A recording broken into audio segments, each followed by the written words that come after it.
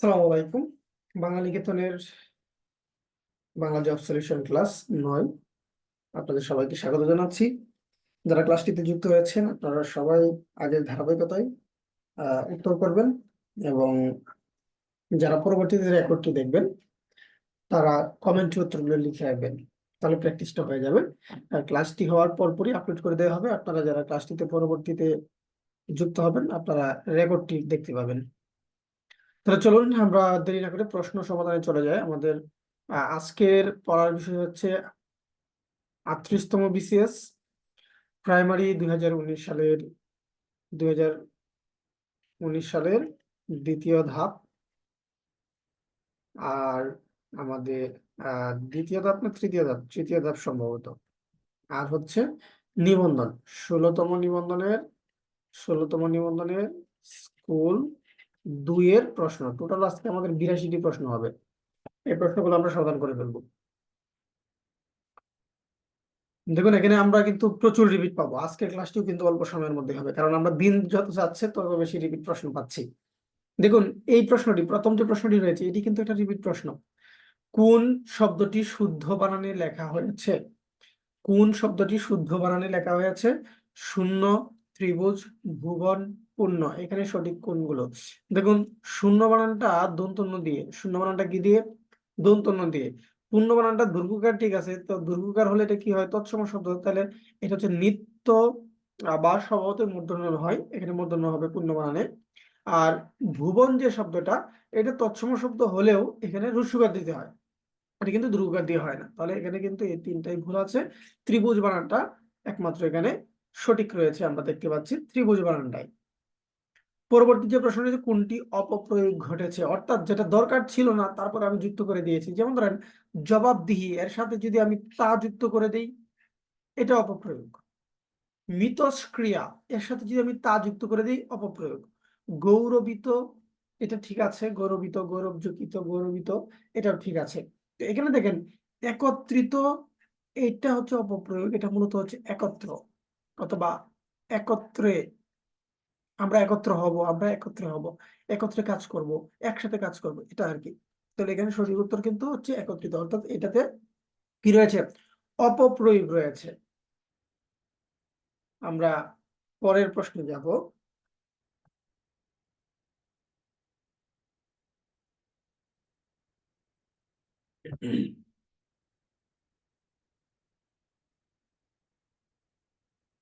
বাংলা ভাষায় ব্যবহৃত মৌলিক স্বরধ্বনি কয়টি? রিপিট প্রশ্ন, একই ধরনের। 11টা হচ্ছে আমাদের স্বরবর্ণ। 11টা কি? স্বরবর্ণ হচ্ছে 11টা, তাই না? তো 11টা হচ্ছে স্বরবর্ণ।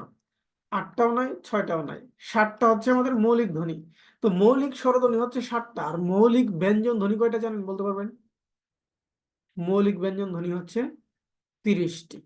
তাহলে আর স্বরধ্বনি হচ্ছে 7টি। তাহলে মোট কতটি? মোট মৌলিক ধ্বনি কতটি আমাদের? 37টি। এটাও কিন্তু পরীক্ষায় আসে যে বাংলা ভাষায় ব্যবহৃত মৌলিক ধ্বনি কতটি? 37টি। এর মধ্যে স্বরধ্বনি হচ্ছে 7টি আর ব্যঞ্জন ধ্বনি হচ্ছে বাকি 37টি। অ, আ, ই, উ, ও, এগুলো হচ্ছে মৌলিক স্বরধ্বনি। বাবা কোন ভাষা থেকে আগত শব্দ? এটা নিয়ে প্রচুর আলোচনা হয়েছে। আমরা এটা উত্তর করে ফেলি। এটা হচ্ছে তুর্কি শব্দ। বাবা হচ্ছে তুর্কি শব্দ। অহমিয়া কোন ভাষা? অহমিয়া হচ্ছে বাংলার সহোদর ভাষা। এটাকে অহমিয়া বলা হয় হচ্ছে আসামের, ভারতের একটি রাজ্য আসাম। এই আসামের যে ভাষা সেটা হচ্ছে অসমিয়া। এটা প্রায় বাংলার মতোই, বাংলায় বলতে গেলে। নাল এন্ড বয়েড এর বাংলা পরিভাষা কোনটি? বাতিল, পালাবদল, নিরপেক্ষ নাকি মামুলি? নাল এন্ড বয়েড মানে হচ্ছে বাতিল। এটা একটা পরিভাষা থেকে আসা প্রশ্ন। পরিভাষা থেকে আমরা দেখতে পাচ্ছি যে একটা না একটা প্রশ্ন কিন্তু থাকছেই প্রায় সব পরীক্ষাতেই। কোনটি শুদ্ধ বানান? স্বায়ত্তশাসন। দেখেন, এখানে স্বায়ত্তশাসন নিয়ে কথা বলতে গেলে একটা জিনিস মনে রাখেন। স্বায়ত্ত, এই শব্দটার গঠন হচ্ছে কি জানেন? সযোগ আয়ত্ত। তো এই যে সযোগ আয়ত্ত সন্ধিটা কি কি হয়? স্বায়ত্ত হয়। এই স মানে কি? নিজ। এই আয়ত্ত মানে কি? মালিকানা। মালিকানা মানে নিজের মালিকানায় থাকা, এটা হচ্ছে সাহিত্য। তাহলে সাহিত্য বানানটা কি দিয়ে? প্রথমে বফলা, তারপরে আয়ত্ত। আয়ত্তের মধ্যে কিন্তু বফলা নাই, এর সাথে হচ্ছে কি? শাসন। তাহলে সঠিক বানান হচ্ছে এটা। এখন আমরা দেখি এখানে কিন্তু একটা অপশনে কিন্তু সঠিক বানান নাই। এখানে দুইটাই বফলা, এখানে একটাও বফলা নাই, এখানে আবার ত ত সংযুক্তের পরে বফলা, এখানে আবার দুইটাতেই বফলা। সুতরাং এখানে কিন্তু সঠিকটা কি হবে? সাহিত্য শাসন বানানটা এরকম হবে। কেন এটা সঠিক, এটা আশা করি বুঝতে পেরেছেন। গিন্নি কোন শ্রেণীর শব্দ? গিন্নির মূল হচ্ছে গৃহিণী। গিন্নির মূল কি? গৃহিণী। তাহলে এইটা হচ্ছে মূর্ধন্য আছে, দীর্ঘইকার আছে, রিকার আছে, এটা হচ্ছে তৎসম শব্দ। এটা থেকে যখন একটা আংশিক পরিবর্তন হয়, মানে এটা থেকে যখন অল্প পরিবর্তন হয়ে গিন্নি হয়, তখন এটাকে বলে অর্ধ তৎসম। কিন্তু এখান থেকে যদি আরেকটা পরিবর্তন হতো, তাহলে সেটা তদ্ভব হইতো। কিন্তু এখন আর এটা তদ্ভব না, এটা হচ্ছে অর্ধ তৎসম শব্দ। গৃহিণী থেকে গিন্নি, জ্যোৎস্না থেকে জ্যোৎস্না, কুৎসিত থেকে কুচ্ছেদ, এগুলো সব হচ্ছে কি? অর্ধ তৎসম শব্দ। আর তদ্ভবটা কিরকম হয়? যেমন ধরেন আমি যদি বলি চন্দ্র, এই চন্দ্র থেকে পরিবর্তন হয়ে হলো কি? চান। চান থেকে পরিবর্তন হয়ে হলো চাঁদ। এই যে এটা হচ্ছে কয়টা পরিবর্তন হলো? ডাবল পরিবর্তন হলো। এটা হচ্ছে তদ্ভব শব্দ, অর্থাৎ তৎসম থেকে এর উৎপত্তি। আর যেটা আধা তৎসম, সেটাকে বলা হচ্ছে অর্ধ তৎসম আর কি। প্রকৃতি প্রত্যয় থেকে আসা প্রশ্ন। শ্রদ্ধা, এই শব্দের সঠিক প্রকৃতি প্রত্যয় কোনটি? সঠিক প্রকৃতি প্রত্যয় বলা হয়েছে, হ্যাঁ, স্রোত ধা অ যোগ আ, স্রোত ধা আ, স্র, স্র হবে না, শ্রু। এই শ্রু মানে হচ্ছে শোনা, হ্যাঁ, শ্রবণ, এই অর্থে ব্যবহৃত হয় এটা, তাহলে এটা হবে না। এখানে শুধু স্র, স্র হবে না, স্রোতটা হবে। এবং স্রোতের সাথে এখানে কোনটা সঠিক হবে? দেখেন, স্রোত যোগ ধা যোগ অ যোগ আ, এটা ভাঙলে আমরা শ্রদ্ধা পাই। হ্যাঁ, স্রোত, তারপর দয়ের সাথে একটা অ আছে আর একটা আকার আছে, একটা দর্শন যুক্ত না, এই জন্য। ওকে। পুষ্প সৌরভ কোন সমাসের উদাহরণ? এটা নিয়ে কিন্তু ঝামেলা আছে একটু। যেমন ধরেন আপনি যদি বলেন এটা পুষ্পের সৌরভ, এটার বেশ বাক্য যদি করেন আপনি কি? পুষ্পের সৌরভ, তাহলে কি মনে হয় এখানে? বিভক্তি আছে, বিভক্তি থাকলে সেটা তৎপুরুষ সমাস। কিন্তু আপনি যদি বলেন পুষ্প সুবিত সৌরভ, মধ্যপদলোপী কর্মধারয় সমাস, এটা বাদ যাচ্ছে, পুষ্প সৌরভ থাকছে, তখন কর্মধারয় সমাস উত্তর হয়ে যাচ্ছে। এক্ষেত্রে আমরা কোনটা উত্তর নিব? আমরা পুষ্পের সৌরভটা উত্তর নিব, এটা বেশি প্রাসঙ্গিক। এটা উত্তর আমরা নিব না, এটা উত্তর আমরা নিব না। তবে আপনি যদি এটা যদি রিটেন প্রশ্ন আসে, তাহলে সেখানে যদি আপনি বেশ বাক্যটা এরকম করেন পুষ্প সুবিত সৌরভ, আর যদি উত্তর করেন তৎপুরুষ, তাহলে কিন্তু কেটে দিবে, তাহলে কেটে দিবে। আপনি যদি লিখিততে পুষ্প সুবিত সৌরভ দিয়ে কর্মধারয় সমাস দেন, মধ্যপদলোপী কর্মধারয়, তাহলে হয়তো সঠিক দিতে পারে। কিন্তু এই বেশ বাক্যটা যদি এরকম করেন পুষ্পের সৌরভ দিয়ে যদি দেন আবার মধ্যপদলোপী, তাহলে হবে না। আবার পুষ্প সুবিত সৌরভ দিয়ে তৎপুরুষ দিলে হবে না। এই জিনিসটা খেয়াল রাখতে হবে, বেশ বাক্য অনুযায়ী আমাদের সমাস নির্ণয় করতে হবে। অব্যয়ভাব তো নাই, বহুব্রীহি না। এখানে সঠিক উত্তরটা আমরা তৎপুরুষটাই নিব। কনফিউশনটা আমি বলে দিয়েছি, আশা করি আপনাদের মনে থাকবে।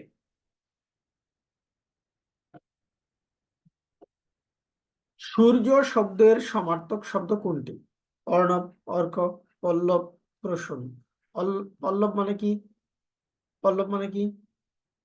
পত্র বা পাতা। অর্ণব মানে কি? সমুদ্র। প্রসূন মানে হচ্ছে পুষ্প, ফুল। হ্যাঁ, অর্ক মানে হচ্ছে সূর্য।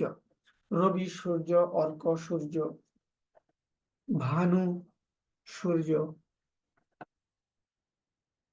এই যে সংযুক্ত ব্যঞ্জনটা দেখতে পাচ্ছেন, যেমন ধরেন ব্রাহ্মণ, এটা, তো এখানে যুক্ত ব্যঞ্জনটা কি কি? এই ক যুগ মূর্ধন্য ষ, এটা তো হচ্ছে ক্ষীয়, তাই না? মূর্ধন্য ষ ম, যে গ্রীষ্ম আমরা ব্যবহার করি, এরকম ব্যবহৃত হয়, হ এর সাথে ম সংযুক্ত হয় না। তাহলে এটা হচ্ছে হ ম। ম এর সাথে হ সংযুক্ত হয় না, হ এর সাথে ম সংযুক্ত হলে এটা হয়। তাহলে সঠিক উত্তর হচ্ছে 1 নম্বরটা। সদ্যজাত শব্দের শুদ্ধ সন্ধি বিচ্ছেদ কোনটি? এখন একটা জিনিস মনে রাখবেন, সদ্যজাত মানে কি? এই মাত্র হয়েছে, কেবলমাত্র হয়েছে, এরকম।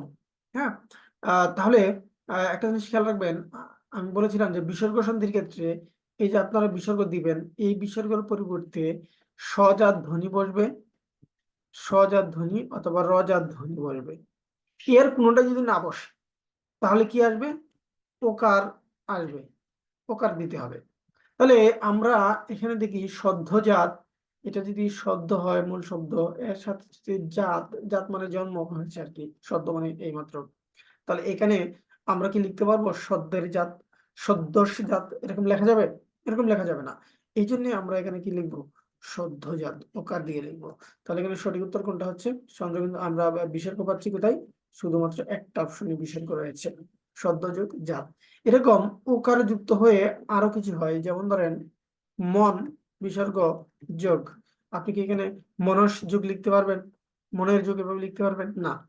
তাহলে আপনি কি লিখবেন? মনোযোগ, এরকম মনোহর, তপোবন, এরকম শব্দগুলো আমরা পাবো। পরের প্রশ্নটিতে আমরা চলে যাই। পরের প্রশ্নটি হচ্ছে ব্যক্ত শব্দের বিপরীত শব্দ কি? ব্যক্ত একটি শব্দ, এই শব্দটির বিপরীত শব্দ কি? ব্যক্ত মানে কি জানেন? ব্যক্ত মানে হচ্ছে প্রকাশ। তাহলে প্রকাশের বিপরীত কি হবে? গোপন। গ্রাহ্য মানে কি? যেটা গ্রহণ করা হয়েছে। ত্যক্ত মানে কি? যেটা বিরক্ত হয়ে যাওয়া। দৃঢ় মানে কি? একেবারে কঠিন ভাবে, হ্যাঁ। আর গূঢ় মানে কি? গূঢ় মানে হচ্ছে নিহিত অথবা আপনার গোপনীয়, অন্তর্নিহিত, এরকম অর্থ প্রকাশ করে। তাহলে এটা গূঢ় হবে। যেহেতু এটা প্রকাশিত জিনিস, এটা হবে নিহিত জিনিস। বাংলাকৃত প্রত্যয় সাধিত গুণ নয় কোনটি? মানে এই যে এইখানে চামার, ধারালো, মূরক, পোষ্টায়, এখানে যে শব্দগুলো রয়েছে এর মধ্যে বাংলাকৃত প্রত্যয়ের সাধিত গুণ নয় কোনটি? চামার, ধারালো, পোষ্টায় নাকি মূরক? এখানে কোনটি সঠিক উত্তর হবে? আপনারা আহ প্রশ্নটি একটু এলোমেলো হয়েছে কিনা? বাংলা কৃত প্রত্যয়ের সাধিত গুণ নয় কোনটি? চামার। চামার তো হচ্ছে কৃত প্রত্যয় না। ধারালো, পোষ্টায়, মূরক। এখানে চামার শব্দটা একটু থাকতে পারে, মানে হচ্ছে আপনার আহ কোন একটা শব্দ এখানে উল্টাপাল্টা আছে নিশ্চিত। কারণ এই যে মূরক, মূর যোগ অক, এটা বাংলা কৃত প্রত্যয় সাধিত শব্দ। তারপর হচ্ছে আপনার ধারালো, আহ ধার, এটাও কিন্তু কৃতপ্রত্যয় সাধিত শব্দ। তবে চামারটা কিন্তু কৃতপ্রত্যয় সাধিত না। পুষ্টাইটা কৃতপ্রত্যয় কিনা? পুষ্টাই, প্রশ্নটা আমি একটু চেক করে নিচ্ছি প্রশ্নটা ঠিক আছে কিনা।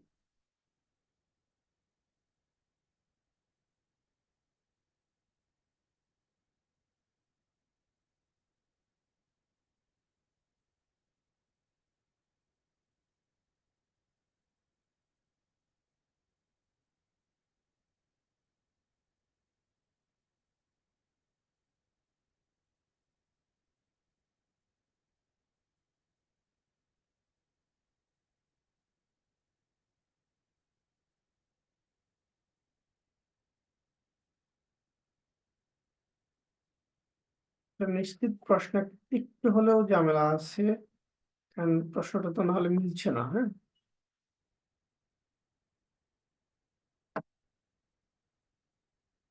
তো এবারে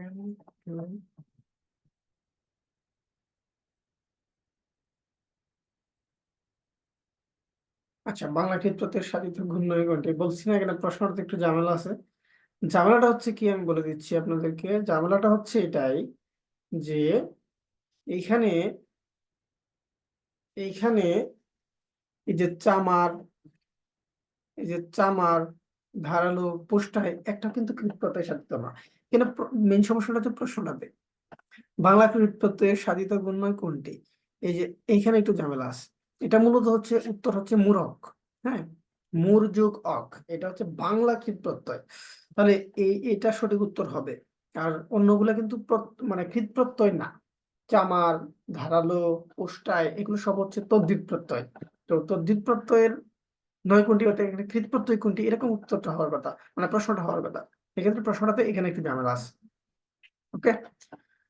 কোনটি সার্থক বাক্যের গুণ নয়? সার্থক বাক্যের গুণ কয়টি? তিনটি। সার্থক বাক্যের গুণ তিনটি। এক নাম্বার কি? আকাঙ্ক্ষা। একটা বাক্যের মধ্যে কি থাকতে হবে? আকাঙ্ক্ষা থাকতে হবে। আপনার একটা জিনিস বলার পর আরেকটা জিনিস শোনার যে আকাঙ্ক্ষা, এটা একটা গুণ। বাক্যের মধ্যে কি থাকতে হবে? আসক্তি থাকতে হবে।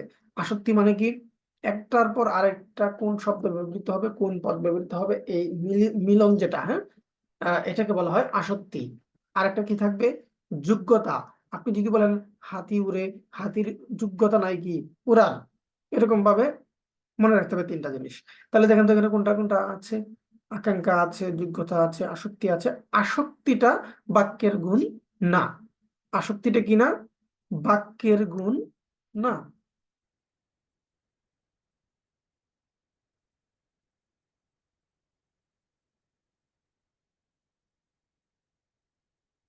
ঘটন রীতি অনুসারে শ্রীকৃষ্ণ কীর্তন কাব্য মূলত কি?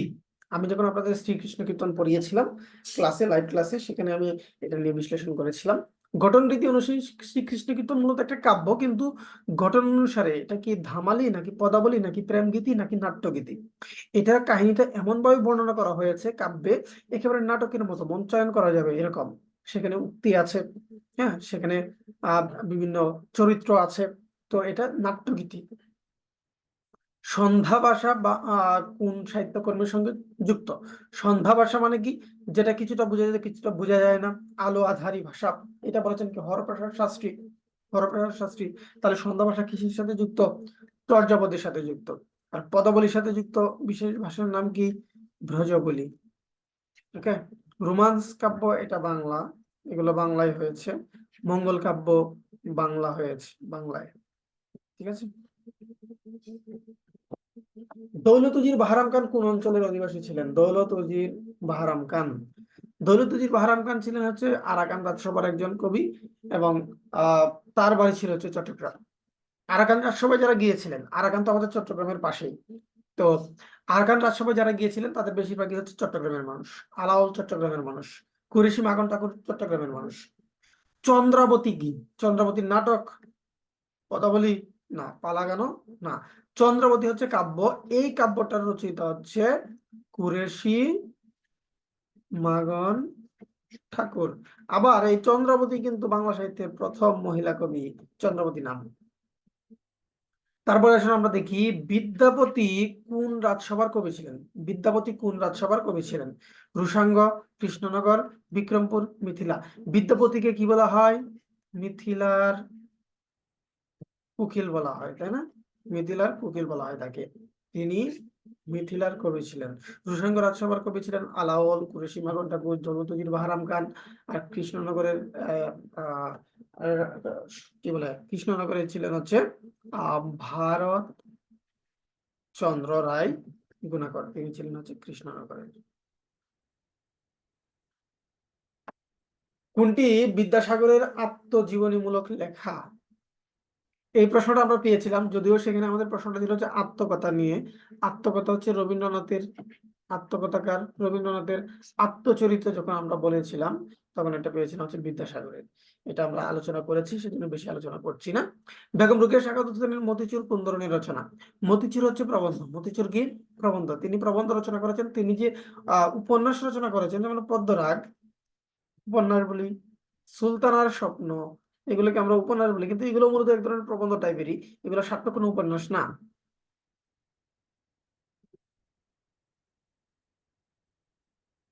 কবি জসিমউদ্দিনের রচনা কোনটি? জসিমউদ্দিনের রচনা কোনটি? গাজী মিয়ার বস্তানি কার? মীর মোশাররফ হোসেন, মীর মোশাররফ হোসেন। তার ছদ্মনাম কিন্তু গাজী মিয়া। হাসিরবাগের উপকথা হচ্ছে তারাশঙ্করের। ভাওয়ালগড়ের উপকথা হচ্ছে আবু জাফর শামসুদ্দিন। আমি সংক্ষিপ্ত করে নামগুলো লিখলাম। ঠাকুর বাড়ির আঙিনা, এটা হচ্ছে জসিমউদ্দিনের একটা স্মৃতিকথা। ঠাকুর বাড়ির আঙিনা, তার এরকম একটা স্মৃতিকথা আছে কি? যাদের দেখেছি আমরা, এর আগের ক্লাসেই পেয়েছিলাম সেটা। আমার ঘরের চাবি পরের হাতে, গানটি রচিত থাকে, রিপিট প্রশ্ন। এটা কি? লালন শাহ। এটা হচ্ছে লালন শাহ। বাড়ির পাশে আশিনগর, তারপর হচ্ছে কি মিলন হবে কতদিনে, সব গানাগার লালন শাহের গান। হাসান রাজার বিখ্যাত গান কি বলেন তো? লোকে বলে বলে রে ঘর বাড়ি ভালো না আমার, তাই না? পরের জায়গা পরের জমি ঘর বানাই আমি রই, এটাও তার একটা বিখ্যাত গান। তাকে মরমী সাধক বলা হয়। মুক্তিযুদ্ধের পটভূমিতে রচিত কাব্যগ্রন্থ কোনটি? এখানে প্রশ্নটা একটু কাব্যগ্রন্থ থেকে আসা, কিন্তু এগুলো আমাদের পরিচিত। নেকড়ে অরণ্য, নিষিদ্ধ লুবান, প্রিয় যোদ্ধা প্রিয়তম, প্রিয় যুদ্ধ প্রিয়তম, এটি হচ্ছে হারুন নামে এক ব্যক্তির, যদিও বাংলা সাহিত্যে বিখ্যাত তিনি না, হারুন নামে এক ব্যক্তির উপন্যাস। নেকড়ে অরণ্য, নেকড়ে অরণ্য কার? শওকত ওসমানের। নিষিদ্ধ লুবান কার? নিষিদ্ধ লুবান হচ্ছে সৈয়দ শামসুল হকের। আর বন্দি শিবির থেকে, এটা হচ্ছে কাব্যগ্রন্থ, এটার রচয়িতা কে? শামসুর রহমান। ঠিক আছে। কাজী নজরুল ইসলামের অগ্নিবীণা কাব্যের প্রথম কবিতা কোনটি? তার প্রথম কবিতা হচ্ছে প্রলয় উল্লাস, আর দ্বিতীয় কবিতা হচ্ছে বিদ্রোহী। আগমনী না, আনন্দময়ীর আগমনী তার একটা কবিতা আছে এই কাব্যগ্রন্থটি। এই কাব্যগ্রন্থটা 1922 সালে প্রকাশিত হয়, এবং অগ্নিবীণা কাব্যগ্রন্থ কিন্তু তার প্রথম কাব্যগ্রন্থ। এটি তার কি? প্রথম কাব্যগ্রন্থ, এবং এই কাব্যগ্রন্থটি কিন্তু নিষিদ্ধ হয়নি। এই কাব্যগ্রন্থিতে কয়েকটা বিখ্যাত কবিতা রয়েছে, তার মধ্যে একটা হচ্ছে আনন্দময়ীর আগমনে, এই কবিতাটা নিষিদ্ধ হয়েছিল। আরেকটা নিষিদ্ধ হয়েছিল হচ্ছে রক্তাম্বর ধারিণী মা, কিন্তু তার কাব্যগ্রন্থটা কিন্তু নিষিদ্ধ হয়নি।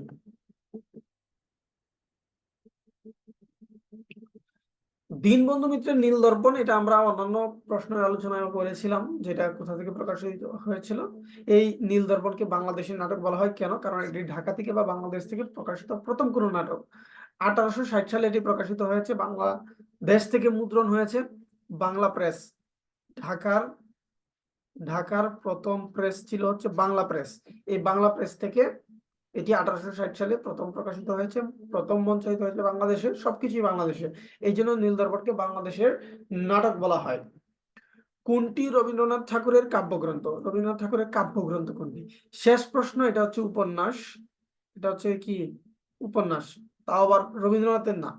এই উপন্যাসটা হচ্ছে কার? শেষ প্রশ্ন, শেষের পরিচয়, এগুলো উপন্যাস। এই উপন্যাসগুলো হচ্ছে আহ এই উপন্যাসগুলো হচ্ছে আপনার শরৎচন্দ্রের। দেখুন, শেষ লেখাটা হচ্ছে কাব্যগ্রন্থ, আর শেষ কথা যেটা, শেষ কথা, এটা হচ্ছে একটা কবিতা। কবিতার কাব্যগ্রন্থ কি? কবিতা, কয়েকটা কবিতা মিলে একটা কাব্যগ্রন্থ হয়, এটা শেষ কথা। এটাও কিন্তু রবীন্দ্রনাথ ঠাকুরের লেখা। শেষ কথা, শেষ দিন, এটা একটা গল্প, রবীন্দ্রনাথ ঠাকুরের গল্প। নদী ও নারী উপন্যাসের রচয়িতা কে? নদী ও নারী রচনা করেছেন হুমায়ুন কবির। হুমায়ুন কবির কেন বিখ্যাত? হুমায়ুন কবির কিন্তু রবীন্দ্রনাথ ঠাকুরকে নিয়ে তিনি প্রবন্ধ রচনা করেছেন, তিনি শরৎচন্দ্রকে নিয়ে প্রবন্ধ রচনা করেছেন। এছাড়া তিনি আরো বেশ কয়েকটি প্রবন্ধ তিনি রচনা করেছেন। তবে এই নদী ও নারী উপন্যাসটাই তার বিখ্যাত, এটা বেশি আসে পরীক্ষায়, প্রায় সবগুলো মানে যদি প্রশ্ন আসে আর কি হুমায়ুন কবির থেকে, তাহলে এই প্রশ্নটি আসে। বীরবল কোন লেখকের ছদ্মনাম? বীরবল কোন লেখকের ছদ্মনাম? বীরবল আবু ইসহাক, সুনীল গঙ্গোপাধ্যায়, প্রমথনাথ বিশি, প্রমথ চৌধুরী।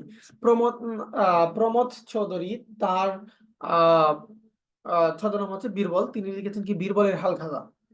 প্রমথ চৌধুরী বাংলা সাহিত্যের আহ চলিত রীতির প্রবর্তক, এবং সবুজ পত্র পত্রিকার তিনি সম্পাদক ছিলেন। সুনীল গঙ্গোপাধ্যায়ের ছদ্মনাম কি? নীল লোহিত।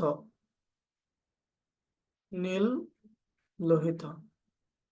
সনাতন পাঠক, ছদ্মনামটা কি? কোন লেখক যখন তার নিজের প্রকৃত নামে না লিখে অন্য কোনো ভিন্ন নামে লিখে, তখন সেটাকে বলা হচ্ছে ছদ্মনাম। মুনীর চৌধুরীর মুখরানমণি বশীকরণ, এটি কি? এটা হচ্ছে মূলত হচ্ছে একটা ইংরেজি নাটকের অনুবাদ। হ্যাঁ, শেক্সপিয়ারের দ্য ট্রেমিং অফ দ্য শ্রেউ যে নাটকটি রয়েছে, এই নাটকটির অনুবাদ। চন্দরা চরিত্রের স্রষ্টাকে? চন্দরা চরিত্রের স্রষ্টা হচ্ছে রবীন্দ্রনাথ ঠাকুর। এটি তার শাস্তি নামে একটা ছোট গল্প রয়েছে, এই ছোট গল্পের মেন চরিত্র হচ্ছে চন্দরা। চরিত্র থেকে বিসিএস এ প্রশ্ন থাকবেই, অন্যান্য পরীক্ষায় চরিত্র থেকে প্রশ্ন আসে না বললেই চলে, তবে প্রাইমারিতে কিন্তু বিগত সময় আমরা দেখেছি গত প্রাইমারিতে কিন্তু আসছে। পূর্বাশা পত্রিকার সম্পাদক কি? পূর্বাশা বাংলা সাহিত্যে একটা অন্যতম পত্রিকা, যেমন কল্লোল, সবুজপত্র, মোহাম্মদী, এরকম যে পত্রিকাগুলো রয়েছে, তা এরকম একটি বিখ্যাত পত্রিকা হচ্ছে পূর্বাশা। এই পূর্বাশা পত্রিকায় কিন্তু কাজী নজরুল ইসলাম লেখালেখি করতেন। পূর্বাশা পত্রিকায় বেগম রোকেয়া লেখালেখি করেছেন। এটির সম্পাদনা করেছেন হচ্ছে সঞ্জয় ভট্টাচার্য। সঞ্জয় ভট্টাচার্য। কে পোর্ট উইলিয়াম কলেজের শিক্ষক ছিলেন? পোর্ট উইলিয়াম কলেজটা কি? ইংরেজদেরকে বাংলা শেখানোর জন্য বা ইংরেজদের উদ্যোগে পোর্ট উইলিয়াম কলেজ প্রতিষ্ঠিত হয়েছিল 1800 সালে, এবং 1801 সালে সেখানে বাংলা কি বলে বাংলা ডিপার্টমেন্ট খোলা হয়। উইলিয়াম কেরি ছিল সেটা সভাপতি বা প্রথম অধ্যক্ষ। সেখানে শিক্ষক হিসেবে কাজ করেছেন রামরাম বসু, তাকে বলা হতো কেরি সাহেবের মুন্সি। কেরি সাহেবের মুন্সি বলা হতো রামরাম বসুকে, তিনি তাকে বাংলা শেখাতেন। হরপ্রসাদ শাস্ত্রী, তিনি কলকাতা বিশ্ববিদ্যালয়ের শিক্ষক ছিলেন, পরবর্তীতে তিনি ঢাকা বিশ্ববিদ্যালয়ের বাংলা ডিপার্টমেন্টের প্রতিষ্ঠাতা সভাপতি ছিলেন। দেবেন্দ্রনাথ ঠাকুর, তিনি রবীন্দ্রনাথ ঠাকুরের বাবা। অক্ষয় কুমার দত্ত, তিনি তত্ত্ববোধিনী পত্রিকার সম্পাদক ছিলেন। রামরাম বসু কিন্তু একটা বই লিখেছে, হ্যাঁ, রামরাম বসু, লিপিমালা তার বই। আচ্ছা, রাজা প্রতাপাদিত্য চরিত। কত সালে মেঘনাদ বধ কাব্য প্রথম প্রকাশিত হয়? মেঘনাদ বধ কাব্য কার? মধুসূদন দত্তের, তাই না? এটি হচ্ছে বাংলা সাহিত্যের প্রথম সার্থক মহাকাব্য বাংলা সাহিত্যের। এটি কত সালে প্রকাশিত হয়েছে? এটি প্রকাশিত হয়েছে 1861 সালে। বাংলা সাহিত্যের প্রথম সার্থক মহাকাব্য রচয়িতা কিন্তু মধুসূদন দত্ত, এটা মনে রাখবেন।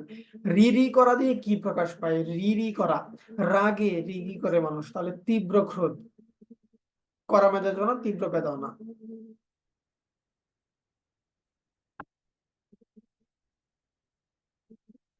যিনি বক্তৃতা দানে পটুও তাকে কি বলা হয়? বাগ্মী, বাক্পটু, অনলবর্ষী নাকি সুবক্তা? যে বক্তৃতা দানে পটু, প্রচুর কথা বলতে পারে, তাকে বলা হয় হচ্ছে বাগ্মী। নিচের কোন বাগধারাটি অর্থ ভিন্নার্থক? ভিন্নার্থক মানে কি অন্য কোনো অর্থ দিবে। শরতের শিশিরে দুইটা অর্থ হয়, একটা হচ্ছে ক্ষণস্থায়ী, আর একটা হচ্ছে কি, আরেকটা হচ্ছে আহ কি বলে এটাকে, সুসময়ের বন্ধু আর কি। তো দুধের মাঝে সুসময়ের বন্ধু, লক্ষ্মীর বাজার যাচ্ছে সুসময়ের বন্ধু, সুখের পায়রা এটাও সুসময়ের বন্ধু। তাহলে এখানে সবগুলোই কিন্তু সঠিক। তবে যদি যদি কর্তৃপক্ষ যদি এটা ব্যতিক্রম হিসেবে ধরতে চায়, তাহলে শরতের শিশির এটা ধরতে পারে, কারণ এটা দ্বারা ক্ষণস্থায়ী জিনিসও বোঝায়। নিচের কোনটি মিশ্র শব্দ? এখানে মিশ্র শব্দ কোনগুলো? হরতাল মৌলিক শব্দ, আলকাতরা মৌলিক শব্দ, ফটোকপি এটাও মিশ্র শব্দ না। মিশ্র শব্দ হলে এখানে দুই ভাষার শব্দ লাগতো। ফটো এবং কপি দুইটাই কিন্তু কি শব্দ? ইংরেজি শব্দ। তাহলে মিশ্র শব্দ কোনটা? খ্রিস্টাব্দ। খ্রিস্টাব্দ, খ্রিস্ট যোগ অব্দ, এটা নিয়ে যদিও ঝামেলা আছে। খ্রিস্টটা হচ্ছে ইংরেজি শব্দ, আর অব্দটা হচ্ছে কি তৎসম শব্দ। ঠিক আছে, এ হচ্ছে খ্রিস্টাব্দ।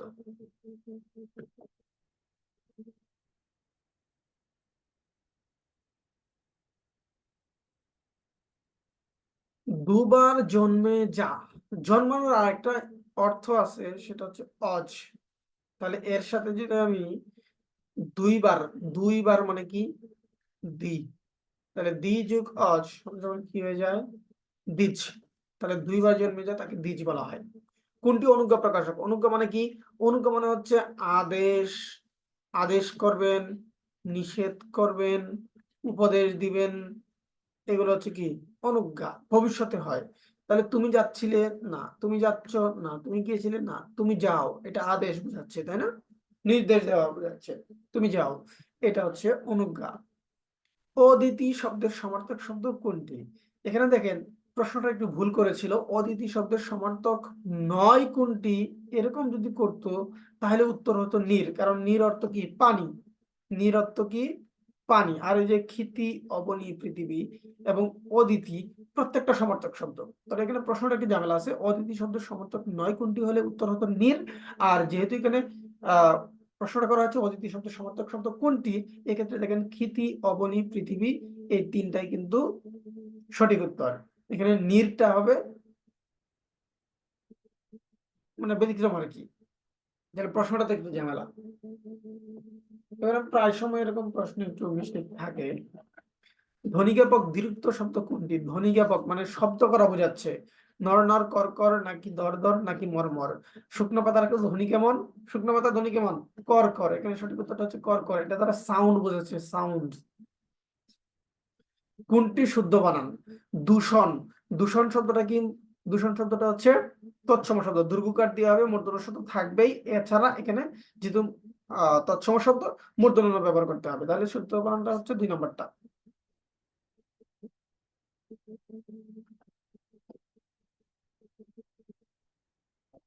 চাঁদের হাট বাগধারাটির অর্থ কি? খুবই সহজ একটি প্রশ্ন। চাঁদের হাট বাগধারাটির অর্থ কি? পূর্ণিমা রাত, আনন্দের প্রাচুর্য, নাকি জ্যোৎস্না, নাকি কচিকাচার মেলা? আনন্দের প্রাচুর্য, তাই না? যখন প্রিয়জন সমাগম ঘটে, একাদশে বৃহস্পতি হয়, তখন চাঁদের হাট বসে। এ বিশ্বকে আমি শিশুর বাসযোগ্য করে যাব, এটির রচয়িতা কে? এটা আমরা সবাই জানি, সুকান্ত ভট্টাচার্য। এবং রিপিট প্রশ্ন। তার আর একটা বিখ্যাত উক্তি রয়েছে, সেটা কি? তার আর একটা বিখ্যাত উক্তি হচ্ছে পূর্ণিমার চাঁদ যেন জলসানু রুটি, ক্ষুধার রাজ্যে পৃথিবী গদ্যময়, পূর্ণিমার চাঁদ যেন জলসানু রুটি। শুদ্ধ বানান কোনটি? গৃহস্থ। একটা জিনিস মনে রাখবেন, কোথায় দন্ত স সংযুক্ত হবে আর কোথায় দন্ত স ত সংযুক্ত হবে। দেখেন, এটা কি বোঝাবে? স্থান বোঝাবে। আর এটা কি? স্থান বোঝাবে না। তো এখানে আরেকটা জিনিস মনে রাখবেন, কোন শব্দ থেকে যদি আপনি এই দন্ত স ত সংযুক্তটা বাদ দেন, তাহলে সেই শব্দটা কি হবে না? সঠিক উত্তর দিবে না। যেমন ধরেন বিন্যস্ত, আপনি যদি এটা বাদ দেন তাহলে কি থাকে? শুধু ভিন্ন। শুধু ভিন্ন কোনো অর্থ হয়? হয় না। কিন্তু এই দন্ত স থ সংযুক্ত, এটা স্থান বোঝাবে, পাশাপাশি এই দন্ত স ত সংযুক্তটা বাদ দিলে আরেকটা মূল শব্দ থাকবে। তাহলে দেখেন তো, গৃহস্থ, এখান থেকে স্থ বাদ দেন, কি থাকে? গৃহ। গৃহটা কি? একটা স্থান বা জায়গা। তাহলে সঠিক উত্তর হবে 2 নম্বরটা। 2 নম্বরটা সঠিক উত্তর হবে। এরকম ভূগর্ভস্থ।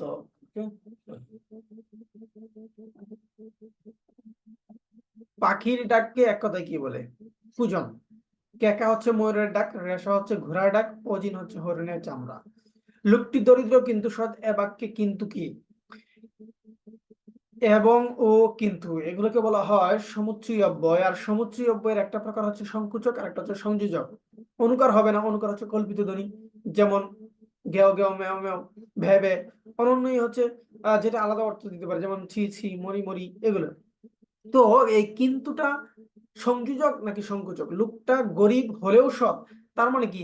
তার দরিদ্র আর সৎ এই দুটাকে একসাথে করতেছে না। যদি এরকম হইতো যে লোকটি দরিদ্র এবং সৎ, তাহলে এই দুইটা জিনিস সংযোজন হইতো। এখন সংকুচন হয়েছে এখানে, তাহলে এটা হবে কি?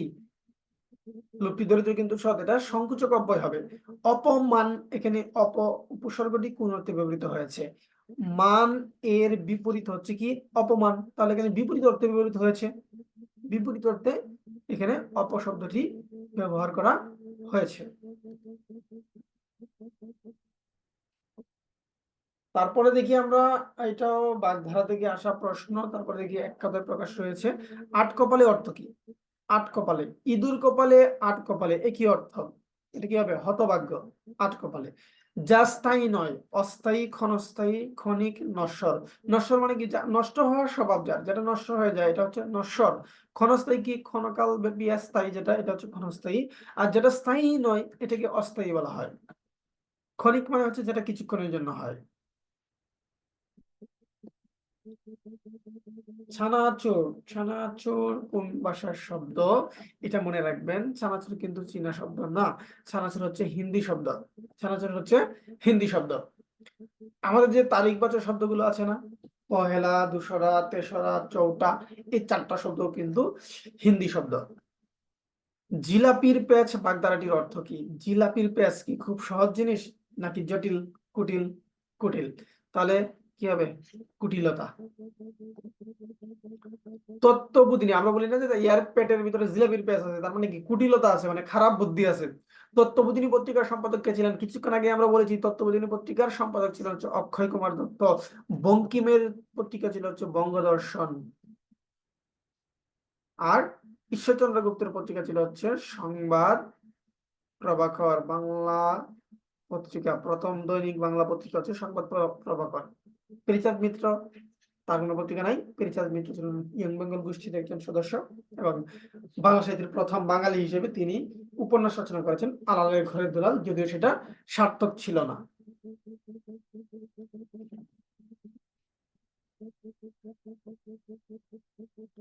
এটা পাঠ্য বই থেকে আসা।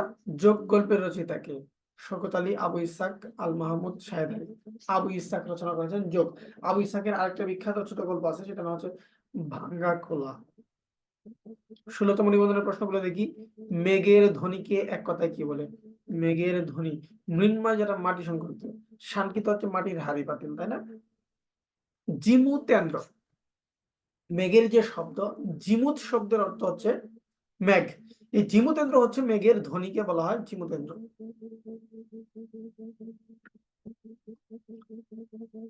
মেঘ শব্দের সমার্থক শব্দ কোনটি? মেঘ শব্দের সমার্থক শব্দ কোনটি? অম্বুদ, ভূধর, নীর, শূন্য। শূন্য মানে হচ্ছে আকাশ। শূন্য মানে কি? আকাশ। নীর মানে হচ্ছে পানি, আর ভূধর মানে হচ্ছে পাহাড়। পাহাড় মাটিকে ধরে রাখে, পাহাড়। অম্বুদ, অম্বুদ শব্দের অর্থ হচ্ছে মেঘ। এরকম ধরেন আহ অম্বু শব্দের অর্থ হচ্ছে শুধু পানি।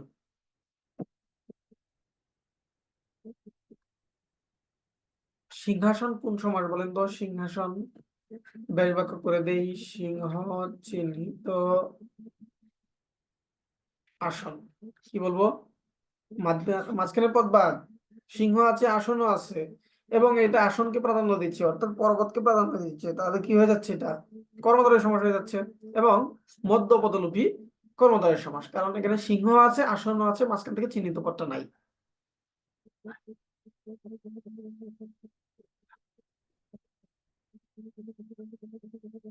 ক্ষয়ের কা বাগধারার অর্থ কি? ক্ষয়ের কা এই বাগধারার অর্থ কি? তুচ্ছ পদার্থ, নির্বোধ, চাটুকার, মন্দভাগ্য। কি হবে? ক্ষয়ের কা চাটুকার অর্থে একটা ব্যবহৃত হয়। মন্দভাগ্য তো আমরা বলেছি যে ইঁদুর কপালে, আট কপালে, এগুলো হচ্ছে কি আহ মন্দভাগ্য। আর নির্বুধ ব্যক্তি বলতে ক্ষয়ের কা ব্যবহার হয়। ক্ষয়ের কা নির্বুধ অর্থে ব্যবহৃত হয়, যার কোনো বুধ শক্তি নাই, নাকি? না, নির্বোধ অর্থে ক্ষয়ের কা না, চাটুকার। ক্ষয়ের কা হচ্ছে চাটুকার, নির্বোধ না। ঠিক আছে। সমাসবদ্ধ পদের অংশগুলো বিচ্ছিন্ন করে দেখাবার জন্য কোন চিহ্ন ব্যবহৃত হয়? সমাসবদ্ধ পদের অংশগুলো বিচ্ছিন্ন, অর্থাৎ সমাসবদ্ধ পদ, যেমন ধরেন মা ও বাবা, দুইটা পদ যখন আমি একসাথে লিখি, মা বাবা, সমাসবদ্ধ পদ একসাথে লিখতে হয়, কিন্তু এটা তো একসাথে লেখা যায় না। এই জন্য মধ্যখানে আমি কি দেই?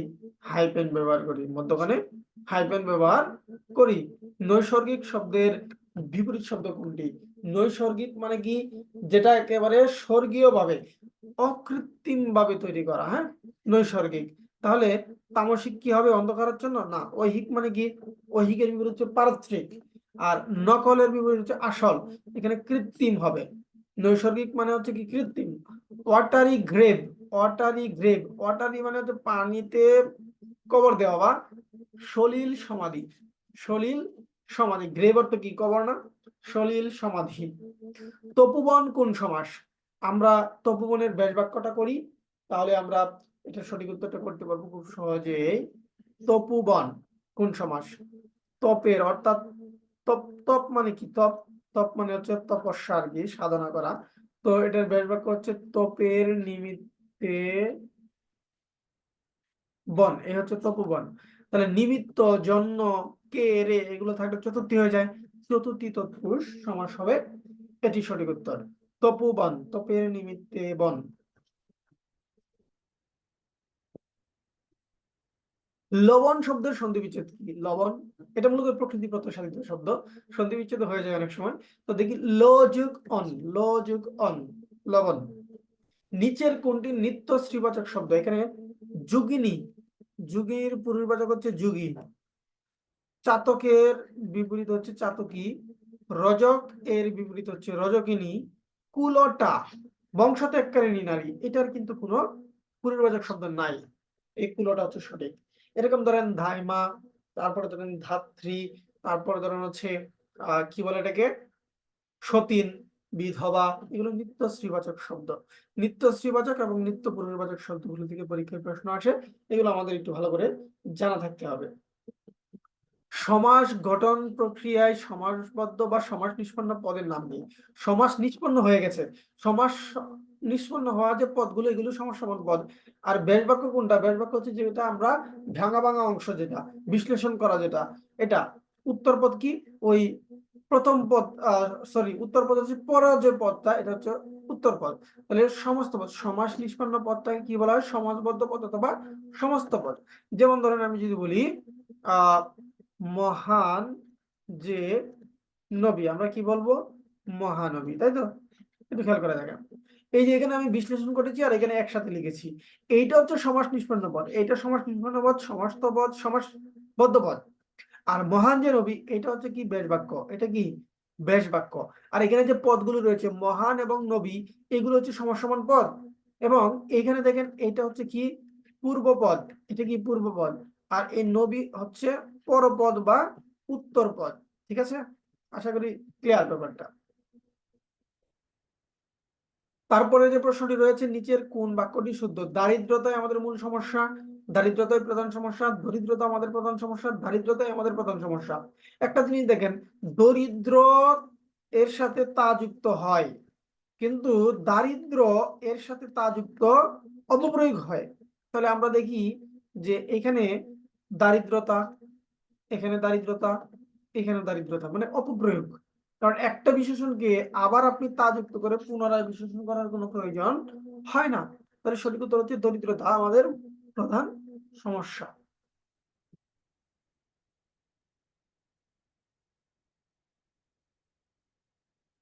রেলগাড়িটি স্টেশন ছেড়েছে, বাক্যে স্টেশন কোন কারক? এখানে কি হয়েছে? মাইনাস। ত্যাগ, কোনো কিছু ছেড়ে যাওয়া, মাইনাস হওয়া, এরকম থাকলে কি হয়? অপদান কারক। এক কথায় অপদান দিয়ে দিব আমরা। চন্দ্র শব্দের সমার্থক শব্দ কোনটি? শোভ, নব, ভূষণ, নকশা। নকশা মানে কি? কোন একটা চিত্র বলতে পারি। ভূষণ মানে কি? ভূষণ মানে হচ্ছে পোশাক। ভূষণ মানে কি? পোশাক। নব মানে হচ্ছে কি? আকাশ। তাহলে সোম, এটা হচ্ছে চন্দ্রের সমার্থক শব্দ। শশী, চন্দ্রের সমার্থক শব্দ। শশাঙ্ক, চন্দ্রের সমার্থক শব্দ। চাঁদ। সন্ধির প্রধান কাজ কি জানেন? সন্ধির প্রধান কাজ হচ্ছে ধ্বনি পরিবর্তন করা, এ অর্থের পরিবর্তন করে না, উপসর্গ অর্থ পরিবর্তন করে। বাক্য সংকুচন তো করেই না, শব্দের সংকুচন করতে পারে, পদের পরিবর্তন করে না, পদ একই থাকে। ধ্বনির পরিবর্তন হয়, যেমন কিভাবে ধ্বনির পরিবর্তন হয়? যেমন ধরেন আমি যদি বলি আহ রবি যোগ ইন্দ্র, আমরা কি লিখবো? রবীন্দ্র। দেখুন তো ধ্বনি পরিবর্তন হয়েছে কিনা? হয়েছে। এখানে ছিল কি? রস্বই, আর এখানে ছিল দীর্ঘ ই। এখানে দুইটা ধ্বনি ছিল, একটা ই আর একটা ই, মানে একটা দীর্ঘ ছিল। এখন এখানে শুধুমাত্র একটা দীর্ঘ ই চলে আসছে। ধ্বনির পরিবর্তনটা এখানে কিন্তু হয়েছে। বাংলা সাধু ভাষার জনক কে? সাধু ভাষার জনক হচ্ছে ঈশ্বরচন্দ্র বিদ্যাসাগর। কোনো কোনো জায়গায় হচ্ছে রাজা রামমোহন রায় দেয়া আছে। আমরা যদি দেখি যে অপশনে রাজা রামমোহন রায়, সেখানে বিদ্যাসাগর আছে, তাহলে আমরা বিদ্যাসাগর উত্তর করব। ঠিক আছে,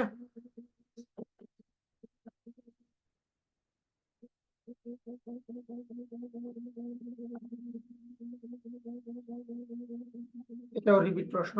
সপ্তখণ্ড রামায়ণ এর বাগধারাটির অর্থ কি? বৃহৎ বিষয়, গ্রন্থ, কোনটি নয়, ছোট গল্প। এটা বড় বিষয়, তাই না? সপ্তখণ্ড রামায়ণ মানে হচ্ছে বিশাল ব্যাপার। কালসাপ কোন সমাস? কালসাপ, এটা নিত্য সমাস। আচ্ছা, এটা নিত্য সমাস কেন? আমরা তো জানি যে নিত্য সমাস কিন্তু গৃহান্তর, গ্রামান্তর, দেশান্তর সব জায়গায় অন্তর থাকলে আমরা এটা উত্তর করে ফেলি। কিন্তু এখানে আপনার নিত্য সমাসটা একটা জিনিস মনে রাখতে হবে। নিত্য সমাসটা দেখবেন শব্দটা দিয়ে একরকম বোঝাচ্ছে, কিন্তু অর্থ দিচ্ছে আরেক রকম। মানে একটা ব্যাখ্যা করে বুঝতে পারছে কিরকম? কালসাপ মানে কিন্তু বিষধর সাপকে বোঝাচ্ছে, কালো সাপকে বোঝাচ্ছে না। এই জন্য এটা নিত্য সমাস। যেমন ধরেন গ্রামান্তর, গ্রামান্তর মানে কি? গ্রাম থেকে গ্রামকে বোঝাচ্ছে, কিন্তু অন্তর শব্দের অর্থ তো বিয়োগ। অন্তর শব্দের অর্থ কি? বিয়োগ। কিন্তু এখানে কিন্তু গ্রামান্তর আমার বোঝাতে হচ্ছে যে গ্রাম থেকে গ্রাম, গ্রামান্তর। শহর থেকে শহর, শহরান্তর, মানে শহর, মানে কি বলে এটাকে? গৃহ থেকে গৃহ, গৃহান্তর। এরকম আমরা অন্য গৃহ, এভাবে বা আমরা বুঝতে পারছি। কিন্তু এখানে দেখেন কাল সাপ দ্বারা কিন্তু কালো সাপকে না বুঝে এখানে কি বোঝাচ্ছে? মূলত বিষধর সাপকে বোঝাচ্ছে। এই জন্য এটা কিন্তু নিত্য সমাস। তারপরে প্রশ্নটি দেখি আমরা, নিচের কোনটি শুদ্ধ? একেবারে সহজ একটি প্রশ্ন, রিপিট প্রশ্ন। এই যে রস্বই, তারপরে দীর্ঘই, তারপরে রস্বই, তারপরে দীর্ঘই, এই নিয়মের, অর্থাৎ এক দুই, এক এক 2 এই নিয়মের আর কি। দেখি কোথায় মিলে। এখানে 1 1 হয়ে গেছে মানে রস্যই রস্যই হয়ে গেছে বাদ। এখানে রস্যই ঋষিকার তারপর মানে রস্যই তারপর হচ্ছে কি দীর্ঘই দীর্ঘই বাদ। এখানে দীর্ঘই তারপরে রস্যই রস্যই এটাও বাদ। এখানে মিল আছে রস্যই দীর্ঘই রস্যই। তাহলে 4 নম্বরটা সঠিক হচ্ছে আমাদের। গঙ্গা শব্দের সমার্থক শব্দ কোনটি? গঙ্গা শব্দের অর্থ কাবেরী, কৃষ্ণবেণী, গোমতী। গঙ্গা শব্দের অর্থ শব্দগুলো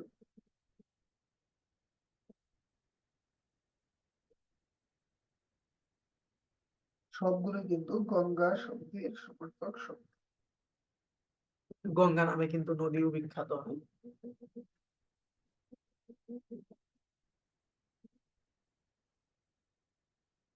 শুদ্ধ বানান থেকে আরেকটি প্রশ্ন দেখি আমরা। নিচের কোনটি শুদ্ধ বানান? সমীচীন দুইটাই দীর্ঘই হবে। দুইটাই দীর্ঘই হবে। মনীষী দুইটাই দীর্ঘই হয়। জীবী দুইটাই দীর্ঘই হয়। উদীচী দুইটাই দীর্ঘই হয়। তাহলে সমীচীন বানান 2 নম্বরটা সঠিক। সর্বপ্রথম বঙ্গ শব্দটি বা বঙ্গদেশের নাম পাওয়া গেছে কোন গ্রন্থে? আইন আকবরী নাকি অতৈরীয় আরণ্যক? অতৈরীয় আরণ্যক গ্রন্থে সর্বপ্রথম আমরা দেখতে পাই এই বঙ্গ নামের দেশটি বা শব্দটি পাওয়া গেছে। আর আইনে আকবরী গ্রন্থটা তো আরো অনেক পরের ব্যাপার। হ্যাঁ,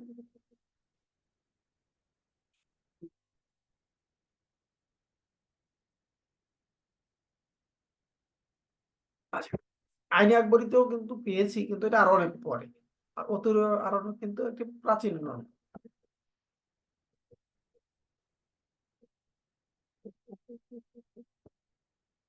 তিলে তৈল হয় বাক্যে তিলে কোন কারক? তিলে তৈল হয়, তিলে তেল আছে এটা হচ্ছে অধিকরণ কারক হতো। আর যেহেতু তিল থেকে তেল হয় মানে একটা জাত, তাহলে এটা হচ্ছে অপাদান কারক। এটা কি হবে? অপাদান কারক। বিরাম চিহ্নের প্রবর্তক কে? এটা বহুবার বলছি, নতুন করে বলার কিছু নাই। এটা হচ্ছে কি ঈশ্বরচন্দ্র বিদ্যাসাগর। প্রমোদ চৌধুরী হচ্ছে চলিত রীতির প্রবর্তক। চলিত রীতির প্রবর্তক ঈশ্বরচন্দ্র বিদ্যাসাগর গদ্য রীতির প্রবর্তক। বিরাম চিহ্নের প্রবর্তক রবীন্দ্রনাথ ঠাকুর হচ্ছে ছোট গল্পের প্রবর্তক। ওকে, আমাদের 81 নম্বর প্রশ্ন হচ্ছে কোন ভাষারীতির পদবিন্যাস সুবিন্যস্ত, সুনিয়ন্ত্রিত এবং সুনির্দিষ্ট? এটা অবশ্যই চলিত রীতির না, এটা হচ্ছে সাধু রীতির। কারণ সাধু রীতিটা কি একেবারেই বেদ, বেদের নিয়ম অনুযায়ী মানে মানে হচ্ছে ঋগ্বেদ আছে না, ঋগ্বেদের যে ভাষা সেটা থেকে সংস্কৃত, সংস্কৃত থেকে হচ্ছে সাধু ভাষা। তাহলে এটা কিন্তু হবে উত্তর। সিঁদুরে মেঘ বাগধারাটির অর্থ কি? বড় বিপদ, আকাশ লাল, বিপদের আশঙ্কা নাকি অল্পে ভয়? সিঁদুরে মেঘ দেখলে কি হয়? ছাগল দৌড়ায়, তাই না? অল্পতেই ভয় পায়, অল্পতেই ভয় পায়। এই ছিল হচ্ছে আজকে আমাদের 82টি প্রশ্ন। আমরা সবগুলো প্রশ্নের সমাধান করেছি এবং যতটুকু বিশ্লেষণ দরকার ছিল ততটুকু করেছি। আমাদের বেশি বিশ্লেষণ করতে হয়নি কারণ হচ্ছে অধিকাংশ প্রশ্ন ছিল আমাদের রিপিট প্রশ্ন। পরবর্তী ক্লাসটি আহ্বান জানিয়ে এই পর্যন্তই রাখছি। সবাই ভালো থাকবেন, সুস্থ থাকবেন। আজকের মতো বিদায়। আল্লাহ হাফেজ।